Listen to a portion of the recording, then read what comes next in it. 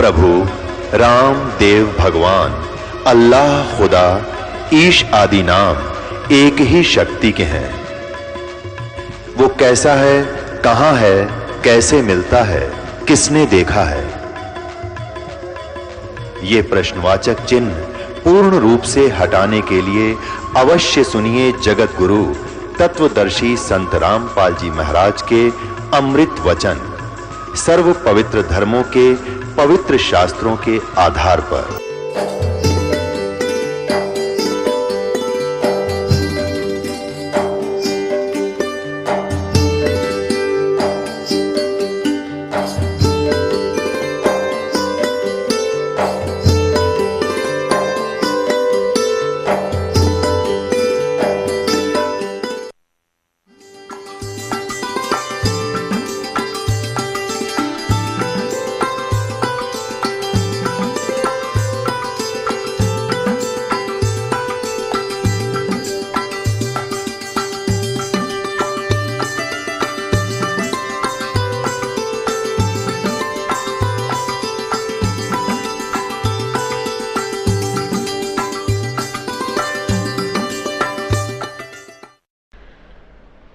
बोलो सतगुरुदेव की जय। बंदी छोड़ कबीर साहेब की जय। बंदी छोड़ गरीबदास जी महाराज की जय। स्वामी रामदेवानंद जी गुरु महाराज की जय। सर्व संतों की जय। सर्व भक्तों की जय। धर्मी पुरुषों की जय। श्री काशी धाम की जय। श्री छुडानी धाम की जय। श्री करौथा धाम की जय। श्री बरवाला धाम की जय। सत साहिब। गरीब नमो नमो सतपुरुष को नमस्कार गुरु की नहीं। सुर नर मुनि जन साधुआ संतों सर्वस दी नहीं। सतगुरु साहेब संत सब डंडो तुम प्रणाम।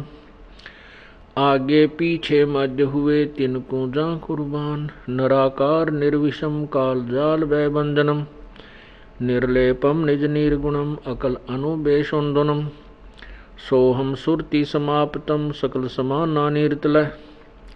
उज्ज्वल हिरंबर हरदमम बेपरवा अथा है वार पार नहीं मध्यतम। गरीब जो सुमर सिद्ध होई गणनायक गलताना। करो अनुग्रह सोई पारस पद परवाना। आदि गणेश मनाऊं गणनायक देवन देवा। चरण कमल लौलाऊं आद्यंत करूं सेवा। परम शक्ति संगीतम रिधिदाता सोई। अवगत गुण अतीतम सत्य पुरुष निर्मोही।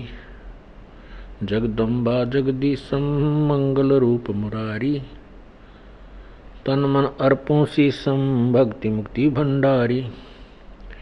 सुर नर मुनि जन ध्यावे ब्रह्मा विष्णु महेशा। शेष सहस मुख गावे पूजे आज गणेशा। इंद्र कुबेर सरीखा वरुण धर्म राय ध्यावे। समर्थ जीवन जी का मन इच्छा फल पावे। 33 कोटि अधारा ध्यावे 87 उतरे बहुजल पारा कट है यम की फांसी। 33 कोटि अधारा ध्यावे 87 उतरे बहुजल पारा कट है यम की फांसी। सत साहिब। कर जोरूं विनती करूं धरूं चरण पर शीस। गुरु राम देवानंद जी महाराज ने दियो नाम बख्शीश। कोटि कोटि सिजदा करूं कोटि कोटि प्रणाम। चरण कमल में राखियो मैं बंदी जाम गुलाम।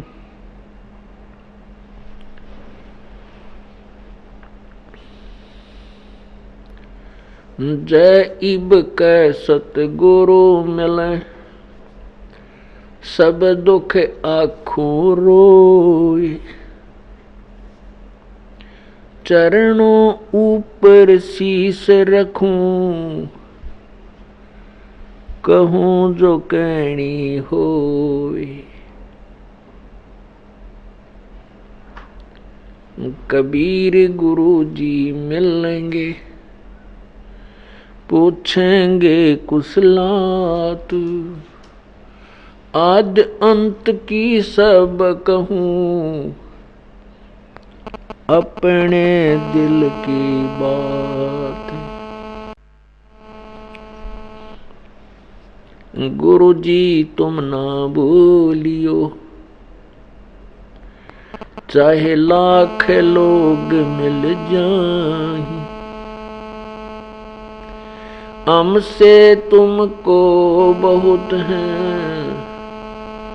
तुमसे हमको नहीं।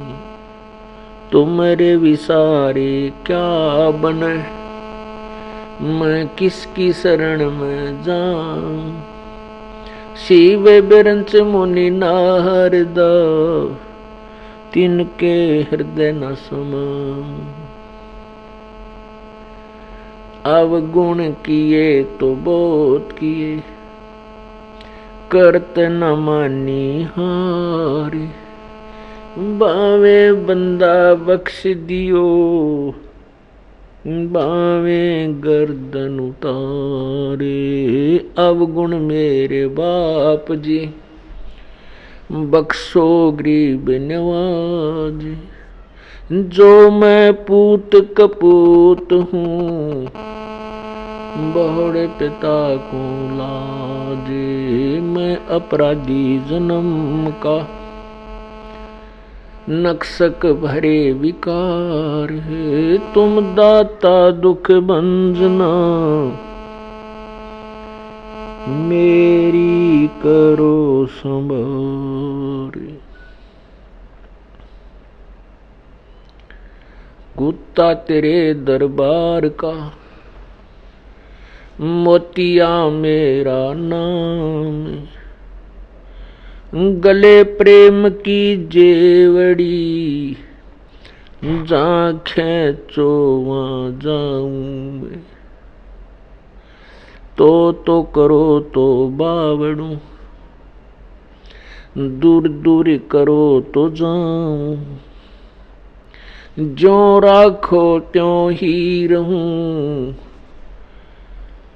जो देवो सो खाऊं। कबीर लूट सको तो लूटियो राम नाम की लूट। पीछे फिर पछताओगे प्राण जहांगे छूट। नहीं भरोसा देही का ये विनस जावे छन माही। श्वास उश्वास में नाम जपो हो और यतन कछु नाही। श्वास उश्वास में नाम जपो व्यर्था श्वास मत खो। ना जाने इसे श्वास को आवण हो क न हो।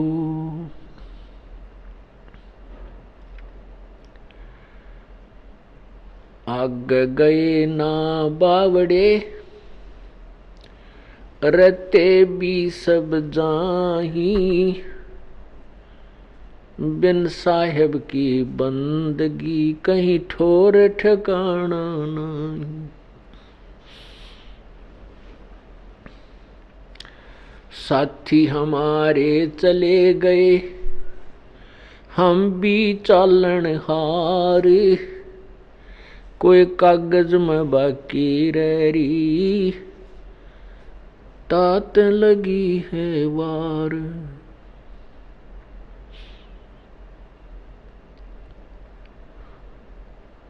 पतझड़ आवत देख कर बन रोवे मन माही, वो ऊंची डारी पात थे अब पीले हो जाही।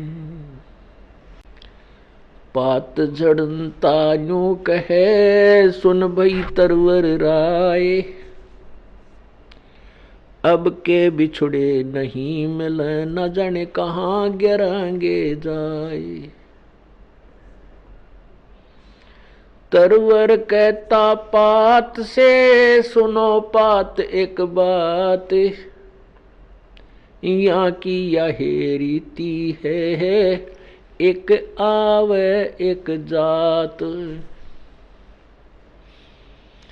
पृथ्वीपति चकवे गए जिनके चक्र चलंत, रावण सरीखे कौन गिने हैं ऐसे गए अनंत। कबीरा सब जग निर्धना धनवंता ना कोई, धनवंता सो जानियो जिस पर राम नाम धन होए। कबीर राम रटत दारिद्र भलो, टूटी घर की छान, वो सुंदर महल किस काम के जहाँ भक्ति नहीं भगवान। राम रटत कोड़ी भलो, चू चू पड़े जो चामी, वो सुंदर शरीर किस काम का जा मुख नाही नाम।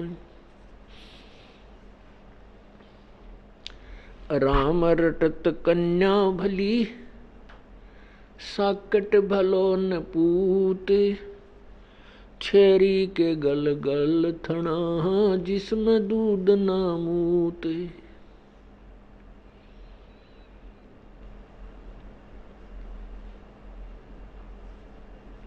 परमपिता परमात्मा सारी सृष्टि के रचनहार कुल मालिक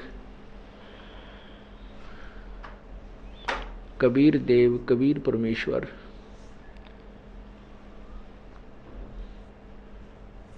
हम काल जाल में फंसी हुई अनजान आत्माओं को समझाने के लिए स्वयं ही यहाँ आते हैं और अपने यथार्थ ज्ञान को स्वयं ही आकर के समझाते हैं। जो काल भगवान अर्थात इस ज्योति निरंजन काल ब्रह्म के द्वारा जो तत्व ज्ञान छुपा दिया गया होता है, ये स्वयं को ही अपने आप को प्रभु सिद्ध कर बैठा होता है। अपने अनुभवहीन ऋषियों और महर्षियों के द्वारा उनके अपने अनुभव की पुस्तकें रचवा करके पूरे मानव समाज को ये भ्रमित करा चुका होता है। तब परमात्मा हम प्राणियों पर मेहर करते हैं, रजा करते हैं, उनको दया आती है हमारी इस दीन अवस्था की। फिर वो परमात्मा स्वयं ही यहाँ आते हैं क्योंकि हम उनकी संतान हैं, हम उनके बच्चे हैं और अपने का दुख अपनों को ही होता है। काल हमारा कुछ नहीं है, ये ब्रह्म से हमारा कोई नाता नहीं है, इसके दिल में रहम नहीं हमारे प्रति। यदि रहम होता तो ना किसी का बेटा मारता, ना बेटी मारता, ना किसी का भाई मारता, ना किसी की बहन मरती, ना किसी की टांग कटती, ना किसी को कैंसर होती, ना कोई अंधा होता, ना ये गधा बनाता, ना गधी बनाता। इसके कोई रहम नाम की चीज़ नहीं है। हम अपनी नालायकी के कारण इस काल के चुंगल में फंस गए। अब इसने हमें इतना भ्रमित कर दिया है कि हम अपनी अवस्था से, अपनी वास्तविक स्थिति से बिल्कुल अपरिचित हो चुके हैं।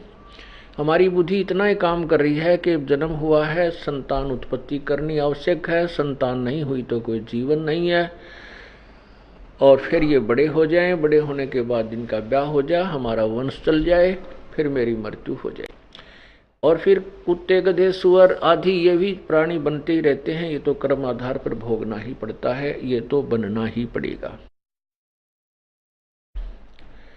ऐसी थ्योरी, ऐसे सिद्धांत पर हम आधारित हो चुके होते हैं। परमात्मा आते हैं और वो यथार्थ ज्ञान बताते हैं। वो यथार्थ ज्ञान वर्तमान में चल रहे सर्व ज्ञान के विपरीत होता है, वास्तविक होता है, जिस कारण से एकदम विरोध प्रारंभ हो जाता है।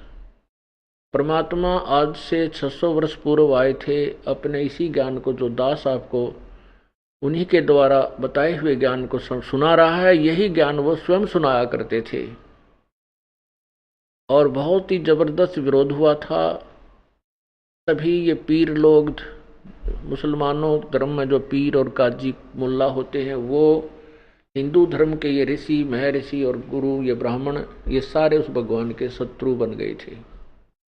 उन्होंने प्रजा और राजा को भ्रमित करके, मिसगाइड करके परमात्मा के उस ज्ञान को जनसाधारण तक नहीं जाने दिया था। लेकिन समर्थ की समर्थता छुपाई नहीं छुप सकती। उनके अंदर इतनी प्रबल शक्ति थी, जो भी व्यक्ति उनके संपर्क में आता था उनको स्वतः लाभ प्रारंभ हो जाता था। आज से 600 वर्ष, 550 वर्ष पहले 64 लाख अनुयायी हो जाना कोई बालकों का खेल नहीं है, जबकि हिंदू और मुसलमान दोनों ही धर्मों के। ये परमात्मा की समर्थता का प्रमाण था, ना कि ज्ञान का, क्योंकि ज्ञान तो परमात्मा यही बताया करते थे जो दास आपको बता रहा है, जो आज सभी सदग्रंथों में विद्यमान है, पवित्र चारों वेदों में, पवित्र श्रीमद् भगवत गीता जी में, पवित्र पुराणों में, कुरान में, बाइबल में, पवित्र बाइबल में, पवित्र कुरान में। ये वही ज्ञान है जो परमात्मा पहले बताते थे। लेकिन उस समय उन पीरों ने, मुल्लाओं और काजियों ने, ब्राह्मणों ने, ऋषियों ने, नकली संतों ने कहा कि कबीर अशिक्षित है, ये किसी भी भाषा से परिचित नहीं है, इसलिए ये पुराणों या वेदों या गीता जी के और वेदों के विषय में जो कह रहा है ये बिल्कुल निराधार है। इसलिए हम अनजानों को, क्योंकि हम शिक्षित नहीं थे, हमने उनकी इन बातों को सत्य मान लिया कि सचमुच कबीर जी अशिक्षित हैं, बाकी शक्ति बहुत है इनमें, क्योंकि हमें लाभ हो रहा है, ये कोई सिद्ध पुरुष है। तो ऐसे हमने उस भगवान को पहचाना नहीं, और वो हम उनके साथ ज्ञान आधार से नहीं लगे थे, केवल अपने सुख के कारण लगे थे, लाभ के कारण लगे थे, जो संसारिक लाभ ही हम चाह रहे थे। तो जिस कारण से हम फेल हो गए थे, क्योंकि परमात्मा को ये मालूम था कि ये भोली आत्मा केवल देखा देखी लग रहे हैं, इनको ज्ञान गति नहीं, इनको मेरे पर विश्वास नहीं है। और यही सिद्ध करने के लिए, क्योंकि परमात्मा सत्संग में कहते थे कि तुम सभी केवल स्वार्थ वश लग रहे हो, अपने संसारिक और यहाँ के ही व्यवस्था को मांगने आते हो, तुम परमार्थ नहीं चाहते हो। लेकिन वो भोली आत्मा कहा करती, नहीं जी हम तो मोक्ष ही चाहते हैं, हम तो मोक्ष ही चाहते हैं। तो परमात्मा ने उनको एक पिछोड़ लगाई थी, उन्हीं की स्थिति उन्हीं के सामने प्रकट करनी चाहिए थी।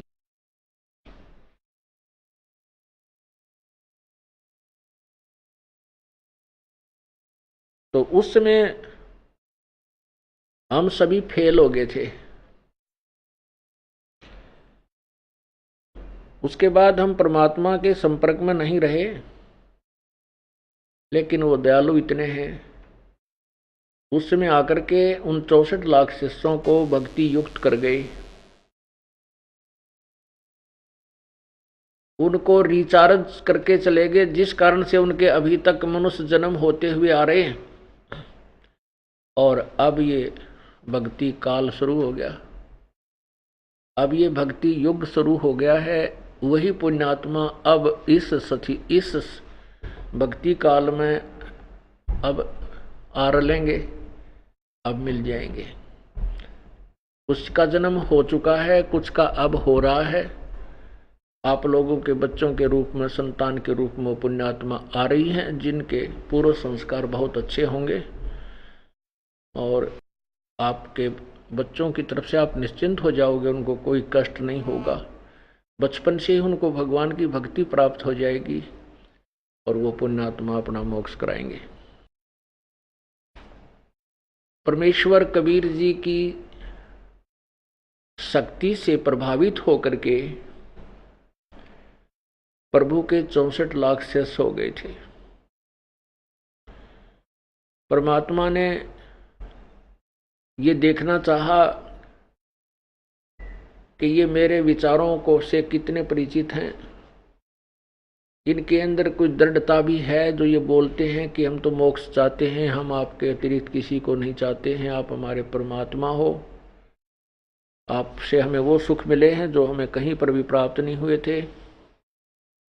ये ऊपरले मन से कह रहे हैं या इनके अंदर भी कोई स्थान है।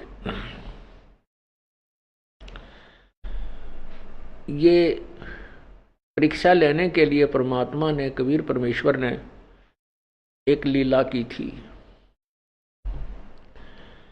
अपने प्रिय भक्त, प्रिय शिष्य रविदास जी से कहा कि आप मेरा सहयोग दें, मेरे साथ रहें। सब कहानी उनको बता दी थी पहले। परमात्मा ने एक हाथी किराए पर लिया एक दिन के लिए।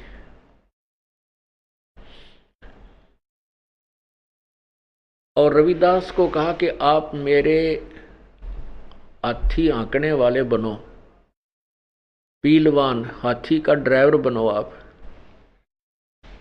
और एक लड़की वैश्या थी, जो प्रसिद्ध वैश्या थी उसी काशी नगर में, सब लोग उसके नाम से भी परिचित थे। वो बहुत प्रसिद्ध वैश्या थी, गणका थी।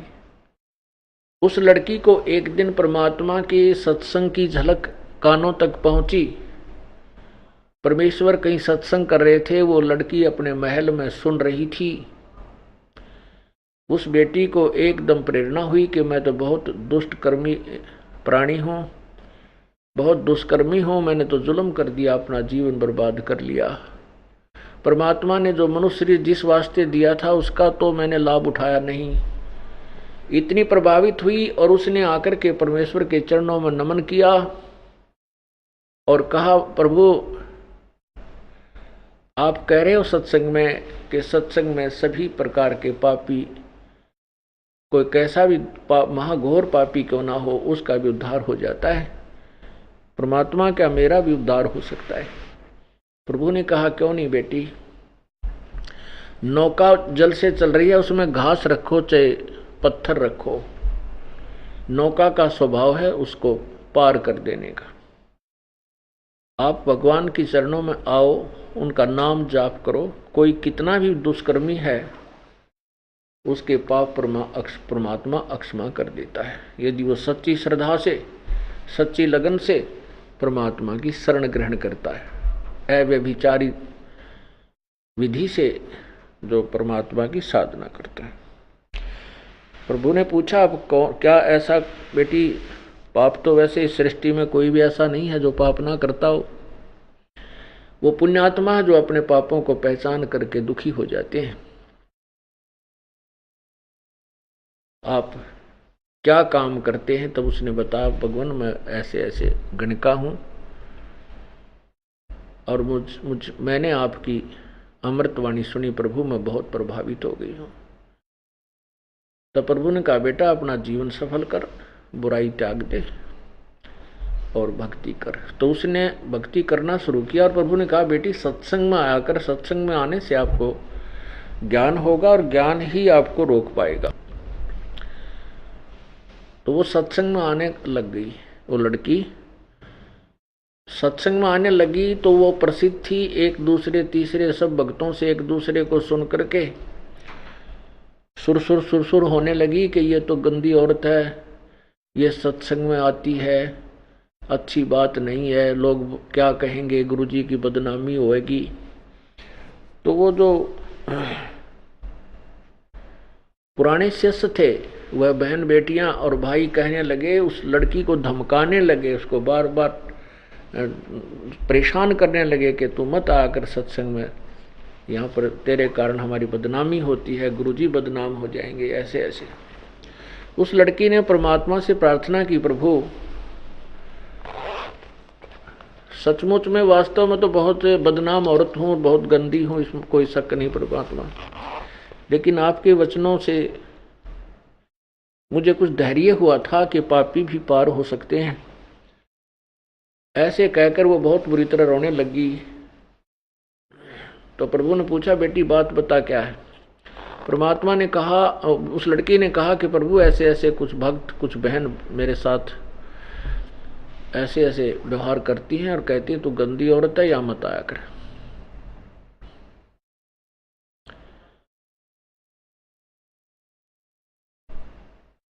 तो परमात्मा ने सत्संग के माध्यम से कई बार उनको समझाने की चेष्टा की। क्या कहते हैं, भाई कुष्टि होवे संत बंदगी कीजिए, हो वैश्या कह विश्वास चरण चित दीजिए। परमात्मा कहा करते यदि भक्त कोढ़ी भी हो और सत्संग में आ गया है, चाहे वो कोढ़ी है, कितना ही भयंकर, कोढ़ से बूंदा रोग नहीं होता जिसमें माखी बन के और उसका चाम मांस कट कट गिरता होता है। कहते हैं ऐसा भी कोई भक्त नाम ले रखा है, उससे भी आप नफरत मत कीजिए। और हो वैश्या के विश्वास चरण चित दीजिए। यदि किसी गण का भी शरण में लगी हुई है, प्रभु की दृढ़ता से विश्वास के साथ वो भक्ति कर रही है, उसको भी आप आदर की दृष्टि से देखना और आम बहन भाई की तरह उसको प्रणाम करना, सच्चाई बोलना। क्योंकि सत्संग में अगर नहीं आएंगे तो विकार कैसे छूटेंगे, अपनी कमजोरियों का पता कैसे लगेगा, निर्मल कैसे होंगे। यदि हम सरोवर में जल में कपड़े को भिगोएंगे ही नहीं, उसमें डालेंगे ही नहीं, डालने देंगे ही नहीं, तो उसका मैल कैसे छूटेगा। परमात्मा समझाया करते थे। गीता जी में भी लिखा है कि चाहे कितना ही व्यभिचारी व्यक्ति क्यों ना हो, वो भी संत साधु यानी भक्त मानने योग्य होता है। क्योंकि वो सत्संग में आएगा, बुराई कर रहा है, फिर उसको ज्ञान होगा, झटका लगेगा, फिर वो बुराई छोड़ देगा। यदि सत्संग में आएगा नहीं, उसको अच्छे विचार मिलेंगे नहीं, तो दुराचारी व्यक्ति कैसे सदाचारी बन पाएगा। वो बाज नहीं आते, वो अपने ही सोच से अपने ही विचारों से चलते होते हैं। वो संत के विचारों को न मान करके अपने आप को वो ज्यादा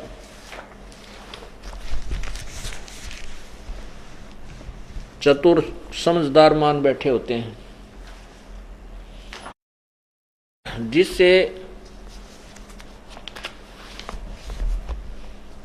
सत्संग की मर्यादा समाप्त हो जाती है।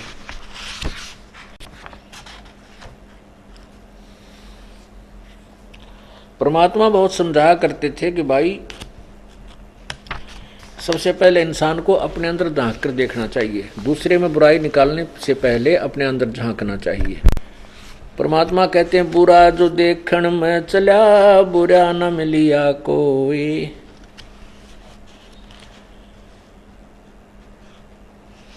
जब मन खोजा अपना, तो मुझसे बुरा ना कोई।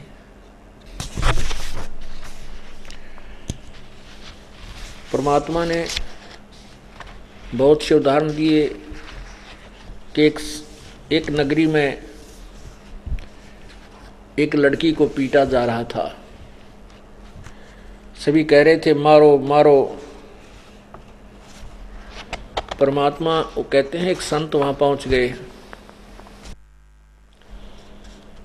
उसने पूछा कि भाई इस लड़की को क्यों मार रहे हो?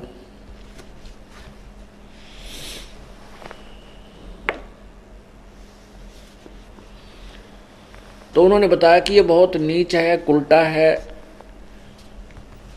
इसने सारे नगर का माहौल खराब कर दिया है। संत ने कहा ठीक है बेटा, ये ऐसे निकम्मे प्राणी को तो अवश्य पीटना चाहिए और भगा देना चाहिए, पर सुनो मैं बताता हूं इसको कैसे सजा दी जाएगी ताकि इसको अच्छा सबक मिले।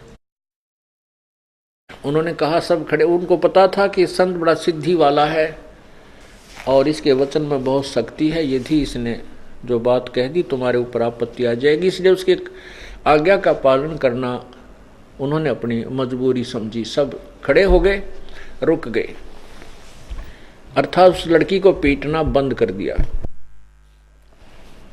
उस संत ने कहा कि तुम सब पत्थर उठाओ और इसको एक एक पत्थर बारी बारी लगाएंगे ताकि अच्छे समय तक इसकी पिटाई हो।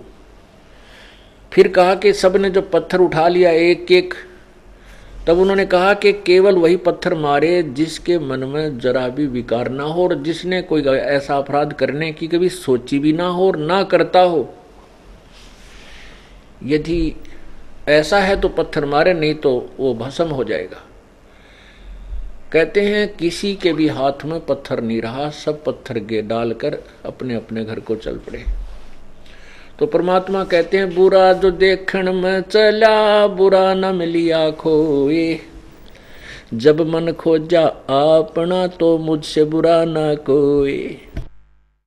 हम इतने पाप करते हैं लेकिन दूसरा कोई किसी के विषय में वही झूठा साचा सुनते हैं तो उसको बड़ी घृणा की दृष्टि से देखते हैं और अपनों को कभी नहीं उगाड़ते।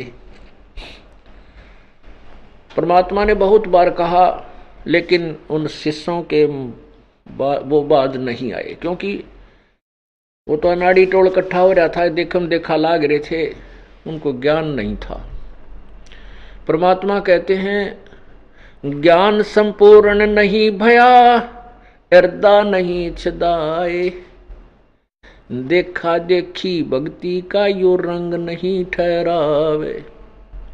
ज्ञान संपूर्ण होया नहीं और हृदय नहीं छदाए, यानी हृदय में उसकी कसक नहीं बनी, हृदय में दिल में जगह नहीं बनी कि इस ज्ञान और इस परमात्मा संत के अतिरिक्त कोई ठिकाना नहीं है। ज्ञान से बनती है ये बातें। सुख तो छोटा मोटी राहत तो अन्य संत भी दे सकते हैं, झाड़ा लानिए भी दे देंगे, लेकिन वो गधे कुत्ते सूर बनने से नहीं बचा सकते। और भयंकर कोई कर्म की मार आ गई तो वो झाड़े लानिए नहीं बचा सकते। दादू साहब कहते हैं और संत सब कूप हैं और कहते जरीता नीर, दादू अगम अपार है वो दरिया सत कबीर। छोटी मोटी राहत तो साधारण से भी संत दे सकते हैं, लेकिन जैसे कोई कुआं भी लाभ दे रहा है, कुआं केवल पीने के लिए ही काम कर सकता है। और कहते जरीता नीर, जरीता जैसे झरने होते हैं वो थोड़े से अक्षेत्र में सिंचाई भी कर सकते हैं, लेकिन दादू अगम अपार है वो दरिया सत कबीर। तो दरिया की जो कैपेसिटी है, उस दरिया की जो अक्षमता है, वो उन कुओं से तथा उन झरनों से कहीं अधिक है, बहुत अधिक है।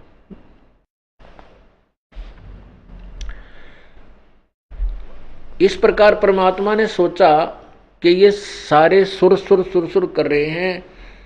परमात्मा उस लड़की को मैं तो अच्छा देते थे, बेटी तू अपना भक्ति कर, इनकी मत सुन, तुझे कोई कहता है तो मुझे बता, लेकिन वो पुण्यात्मा थी, वो किसी व्यक्ति विशेष का नाम नहीं लेती थी। कहती जी कोई सभी ऐसे बोलते हैं, कोई भी मुझसे जो है ना श्रद्धा यानी सद्भावना से नहीं पेश आ रहा।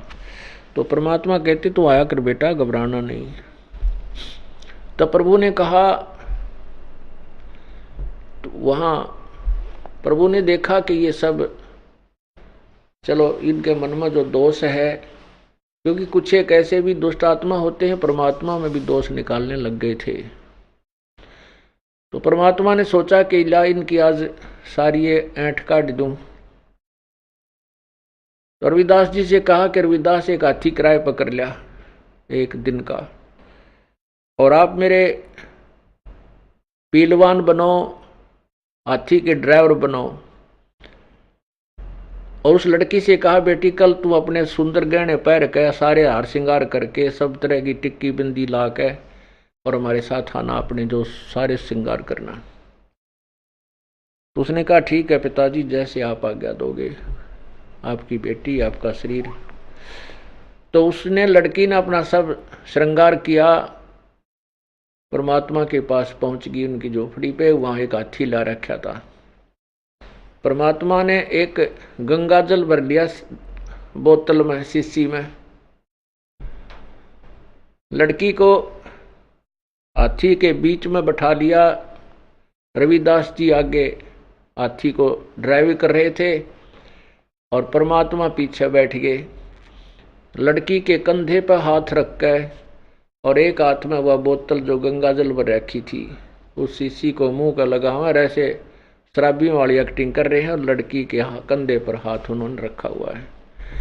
और वो सुप्रसिद्ध वैश्या, और कहा रविदास जी को बता दिया कि उस अच्छे भीड़ वाले बाजार में अगर निकालना अपनी सवारी को, तो काशी के उस बाजार में से निकाल दिया जो जहां बहुत भीड़ लगी होती थी। जो भी देख रहा था वही कह रहा था ले भाई वो कबीर है वहां, हम तो पहले ही कहा करते थे कि वहां ऐसे होता है ऐसे होता है, ले आज ये सामने आप पर प्रगट होगी। तो शराबी कवाबी आदमी है कबीर, तो ये देखो शराब पी रहा है। और उस वैश्या के को साथ लिए फिर रहा है।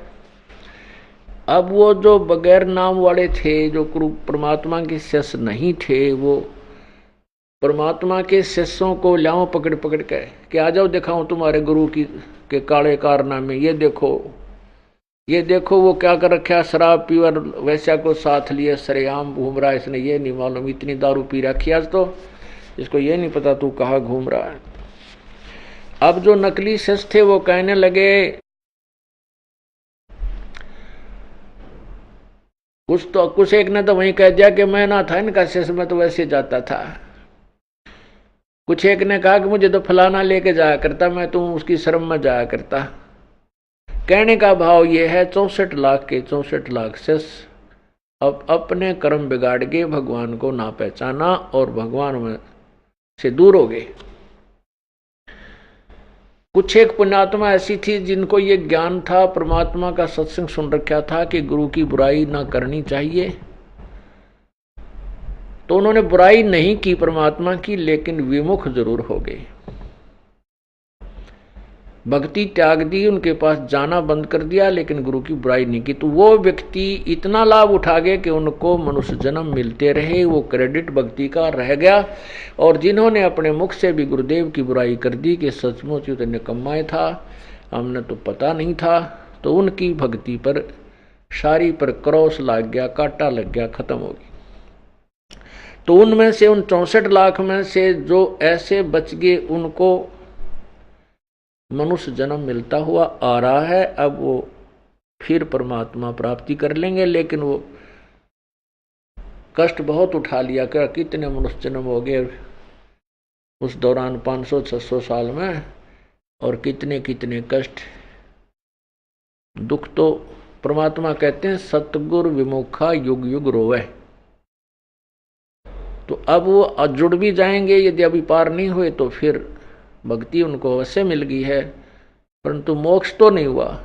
जिस कारण से, जिसके लिए सारा कुछ ये क्रियाएं की जा रही थी, सारा ज्ञान दिया जा रहा था, वो सभी व्यर्थ गया। अब उधर से उन लोगों को, उन विरोधियों को अवसर मिल गया। सारे मुल्ला और काजी और साथ में ब्राह्मण, नकली गुरु, संत लेकर अपने सब समर्थकों को और भी दुनिया को भ्रमित करके और पहुंच गए कहाँ, वीर देव सिंह बघेल के दरबार में। और वहां उस दिन सिकंदर लोधी दिल्ली का राजा भी आया हुआ था, दिल्ली का बादशाह। अब वीरदेव सिंह बघेल जो था वो तो एक अक्षत्रिय नरेश था और वो दिल्ली के बादशाह के अंतर्गत आता था। जैसे छोटी छोटी स्टेट होती थी, रियासत, उनके राजा और दिल्ली के राजा के अधीन होती थी, पराधीन होते थे। ऐसे परमात्मा ने भी वो दिन देखा कि आज सिकंदर लोधी भी आया हुआ है, इनकी सबकी फड़क निकल जाएगी।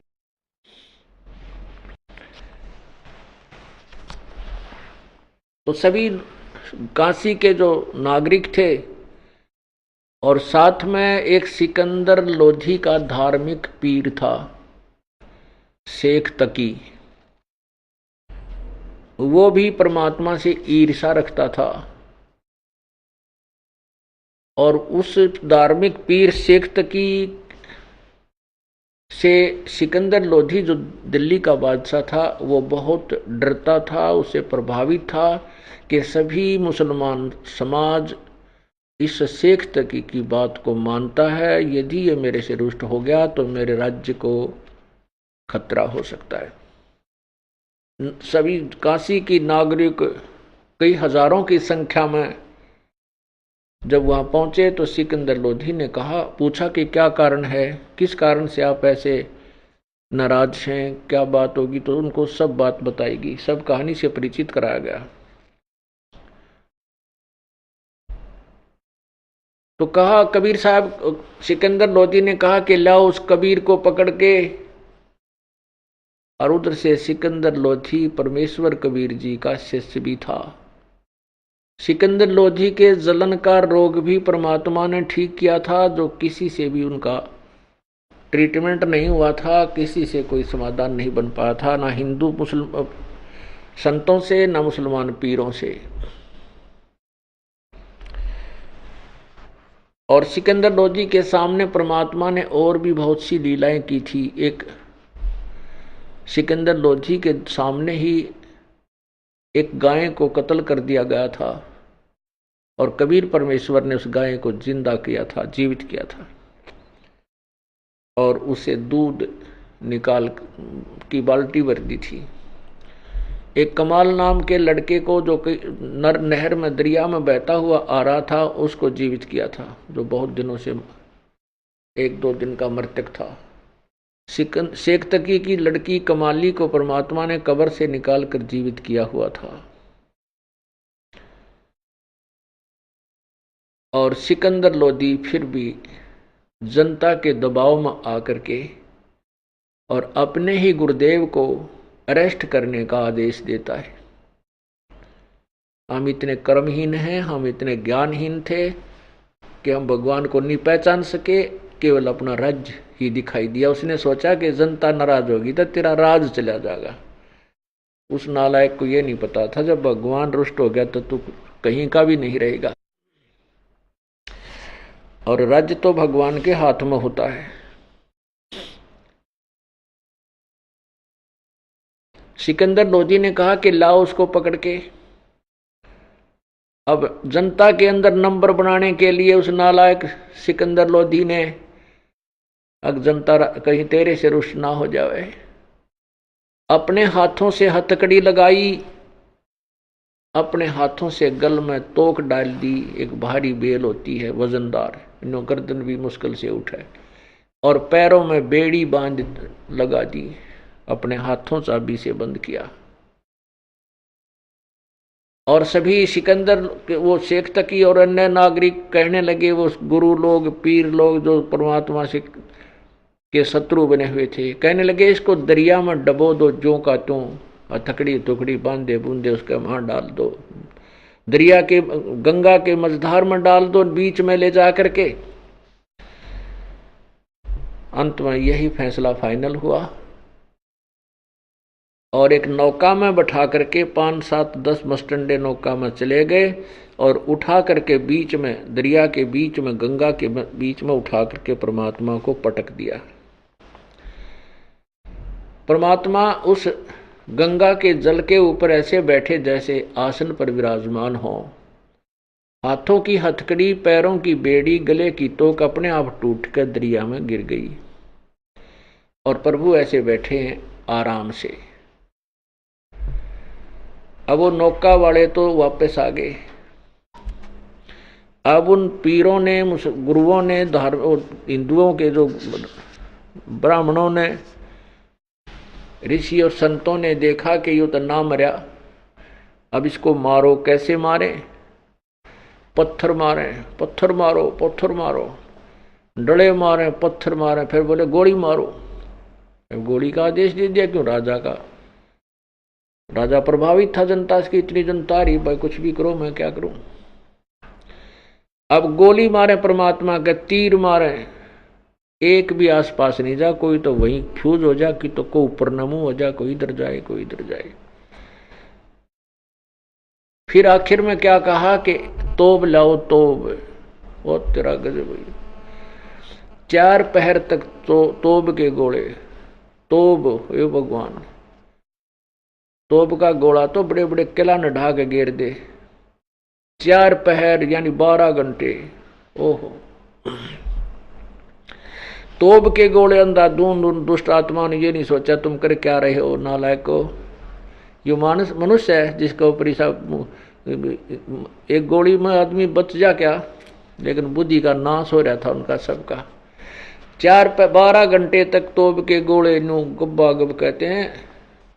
वो गोला या तो वही फ्यूज होकर वहीं गिर जाए नु परमात्मा से 100 फुट की दूरी पे, या दूसरी किनारे पर जा, या और कहीं दूर चला जा। आसपास के तालाब भी सुखा दिए, जो उसके दरिया के साथ साथ भर जाती है झील, वो भी सुखा दी उन तोब के गोलों ने, लेकिन परमात्मा के छींट ना लगी। तब थक के सब कहने लगे अब क्या करें, कैसे लें इसके प्राण, कैसे मारें इसको पापी को। ओए होए होए। तो प्रभु ने देखा ये अनाड़ी लोग हैं, ये काल प्रेरित हैं, ये नहीं डिगेंगे यहाँ से। परमात्मा ने नीचे गोता लगा दिया, जैसे ऐसे नो के नो अपने आप जल में समा गए नीचे को।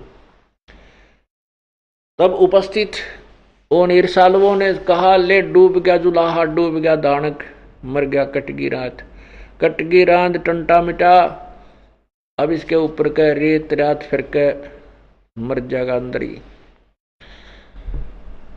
अब रविदास जी परमात्मा की महिमा बहुत सुनाया करते थे, कहते थे ये भगवान है, तुम नहीं समझ सकते। तो वहां के वो पीर मुल्ला और शेख तक इकट्ठे होकर कहने लगे चलो उस रविदास के पास आज पूछते हैं कहाँ गया तेरा भगवान। तो वहां पहुंचे तो परमात्मा अंदर रविदास की झोपड़ी में एक तारा लेकर अपनी महिमा आप पे गाने लग रहे, एक शब्द सुना रही थी। अब जो भी देखा खिड़की में आगे उल्टा बाज ले, यू बैठा जुलाहा, तो यू बैठा वो दानक। अब सब देखें और भाग लें, सब देखें और भाग लें। कहाँ गए? सिकंदर लोधी के पास गए कि वो तो छुप के जादूगर है, रविदास के घर बैठा है। और फिर रविदास के घर दोबारा देखने गए, वहां कोई नहीं मिला। रविदास जी से पूछा कि कहाँ गए वो यहाँ अभी आवाज आ रही थी। रविदास बोले तुम ना समझ सकते उस परमेश्वर की महिमा को, तुम्हारे अंदर तो भूत सवार हो रहा है ईर्षा का, मुझे क्या पता कहाँ है। तो किसी ने देखा कि वो तो वहीं फिर बैठे हैं दरिया के ऊपर ही, वहां फिर भागे लाबड़दा, देखा तो परमात्मा वहीं फिर ऊपर बैठे हैं ठाठ से। तब सिकंदर लोधी ने प्रार्थना की कि आप बाहर आ जाओ। एक नौका भेज दी, परमात्मा उस नौका में बैठकर आगे उल्टे। अब उस दुष्ट आत्मा ने क्या किया कि हाथों में फिर हथकड़ी जड़ दी, तो बांध, हाथ पैर दोनों बांध के। एक खूनी हाथी होता है जो आदमी को खा जाता है, मार के कुचल के और मार डालता है, उसके खून को पीता है। और उसको शराब पिला करके वहां ले आए जहां परमात्मा को बांध के जूड़ के डाल रखा था, मैदान में डाल दिया। अब पीलवान जो उसका हाथी का कंट्रोलर होता है, उसको समझा दिया कि इसको खत्म करवा दे, इस हाथी के द्वारा नष्ट करवा दे जनता के सामने।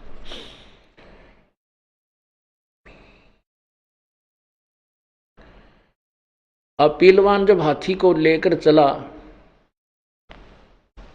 तो हाथी बड़ी स्पीड से परमात्मा की तरफ चला।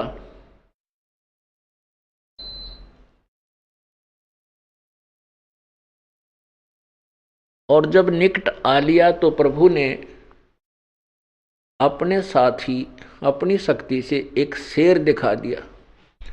और हाथी शेर न देखने के बाद चाहे वो शराब के कुछ भी पी रखी हो, कालजा पाट गया, इतना डरता है।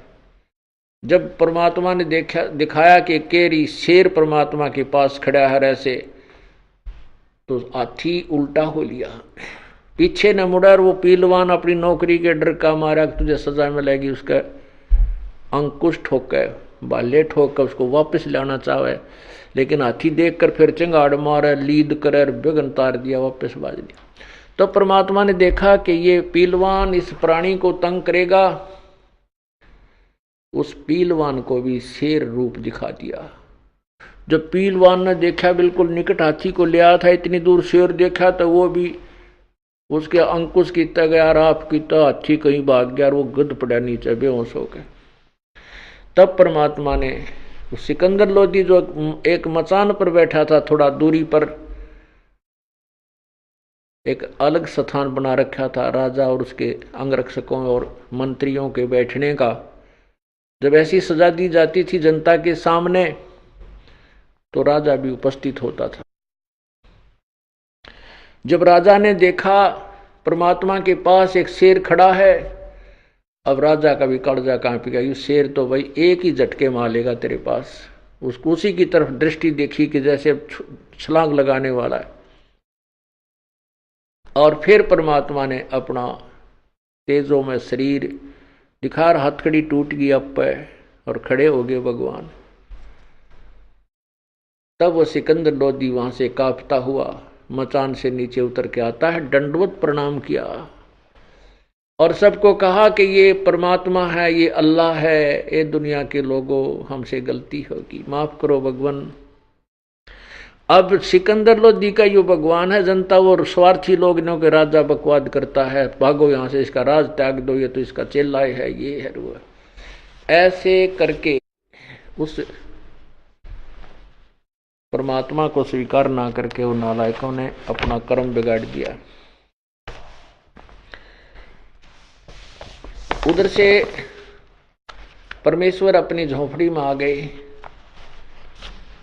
और परमात्मा कबीर जी के दो शिष्य थे, अर्जुन और सरजुन। वो कहीं बाहर गए हुए थे, 2-4 दिन में वो भी आ गए।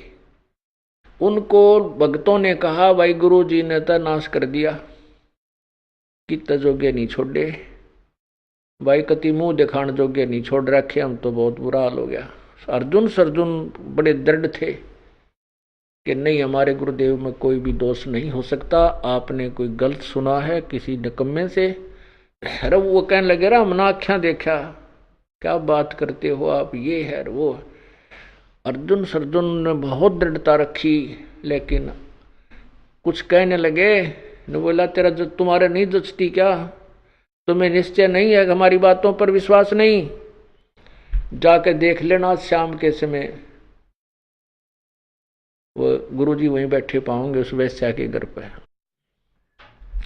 तो वो शाम को 4 बजे से दोनों वहां पहुंचे। कबीर परमात्मा उस वैश्या के द्वार पे और परमात्मा बैठे थे चारपाई पे और लड़की बैठी नीचे और उसके घुटनों पर परमात्मा के पैर, वो पैर दबा रही थी। तो दोनों ने जब देखा उस दरवाजा खुला था, अर्जुन सरजुन ने कहा कि सतगुरु यहां ना बैठियो, ये द्वारा है नीच। अर्जुन सरजुन ठहरे सतगुरु की प्रतीत, सतगुरु यहां ना बैठियो, ये द्वारा है नीच। अब गुरु जी को शिक्षा देने लग गए वो नालायक कि गुरु जी आपको यहां नहीं बैठना चाहिए, तो एक बदनाम औरत का घर है, ये नीच का घर है।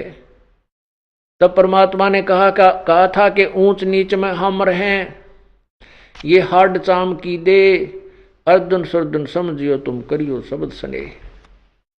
परमात्मा ने कहा था भाई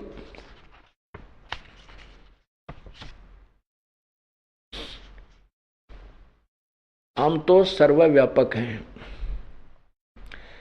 आज कोई ऊंच बना है नीच बना है, सभी मेरी ही आत्माएं हैं।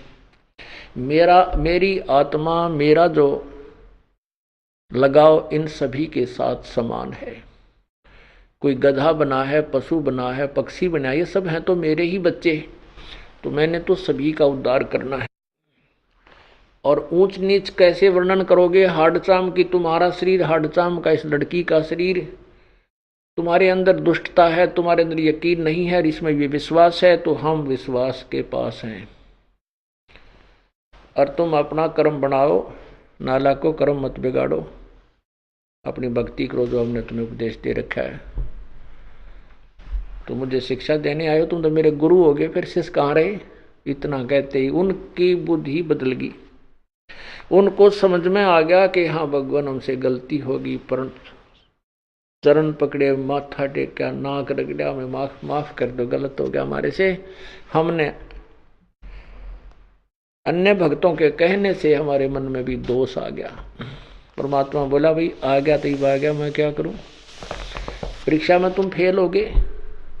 तब उनको इतना ज्ञान समझ में आ गया कि हे भगवान, हे परमात्मा, हमें पार करो, हम पापी आत्मा है, हमसे गलती होगी है।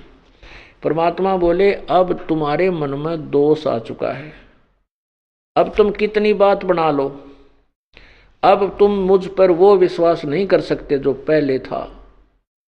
कहते हैं रहीमन धागा प्रेम का मत तोड़ो चटकाए, और टूटे से फिर नहीं मिले तो गांठ पड़ जावे। तो बेटा अब तुम्हारे और हमारे बीच में गांठ पड़ गई, और अब तुम मुझे उतना ऊंच नहीं मान सकते, क्योंकि आपने मुझे इस वैश्या के पास आंखों देख लिया। तुम अपने दोष में, अपने विकारों में इतने ग्रस्त हो कि आप मुझे अपने ही तराजू से तोलते हो, जो वेरी डिफेक्टिव है। और ये सत्य है। अब तुम्हारा इस शरीर से उद्धार नहीं हो सकता, तुम बेशक बात बढ़ाओ। फिर चरणों में पड़ गए परमात्मा, हमारा फिर कब उद्धार होगा? ये प्रभु कहने लगा फिर हम कभी फिर चक्कर लगाएंगे, फिर उस समय तुम्हारा मनुष्य शरीर होगा तो तुम्हारी बात बनेगी। उन्होंने फिर आग्रह किया, हे प्रभु फिर ना जाने मनुष्य जन्म हो या ना हो, और मनुष्य जन्म हो तो ये ज्ञान मिला नहीं। हे प्रभु आपके दासों का इसी शरीर में कल्याण हो, हम दुष्टों पर इतना रहम जरूर कर दो मेरे प्रभु।